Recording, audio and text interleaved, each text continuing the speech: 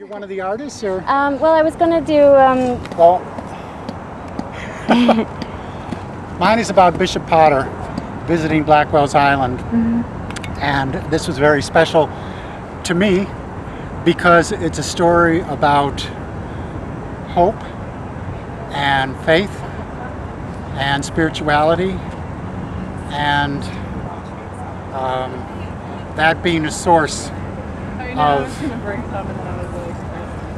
truth or a foundation that can help you through very difficult times. And the almshouse on Roosevelt, on Blackwell's Island, Is Blackwell's Island? It was once called Blackwell's Island before it was there. It has several names: Ward's Island, Blackwell's Island. Blackwell is a family that there's a house here on the island that was their personal residence, and when they lived here, that's when it was called Blackwell's Island. I see. And this particular story was in the New York Times in 1901. Oh my goodness! That's when this bishop came. That's when the bishop came, and he had just ordained some new clergy in the crypt at St. John's, and they came over on a boat, and the men and women that lived at the almshouse, the story tells, were anticipating and waiting for the bishop to come, and it's descriptive of the women were getting ready, the nurses were helping the women get ready, and they were picking the nicest shawls that they could find to wear. And that was like one remnant of their past life before they came to the island.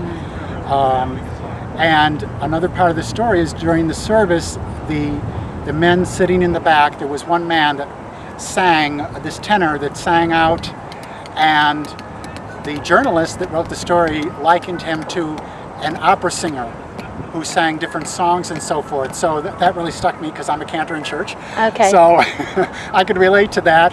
And so those were some of the elements of the story that I'm trying to interpret in my tent here. Cool.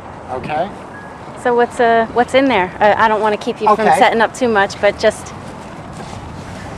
What I have... Wow, this is something else. What I have are some of the men, and part of the descriptive story was that the men all wore the same brown uniforms for the almshouse.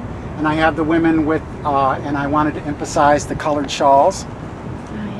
And there is my tenor. And I have a lot of different gold ribbons and so forth, which will be coming out from his mouth and engulfing the tent to represent the beauty of his voice that enveloped the space. And I have a lot of sheet music here that will go along with it, that will be hung or strewn around as well.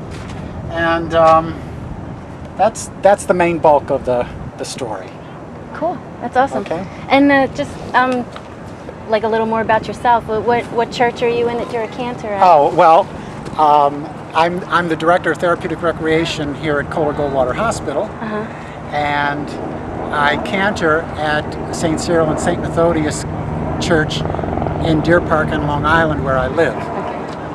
So I and some of my staff and the residents and patients we work with are here to interpret Roosevelt Island history.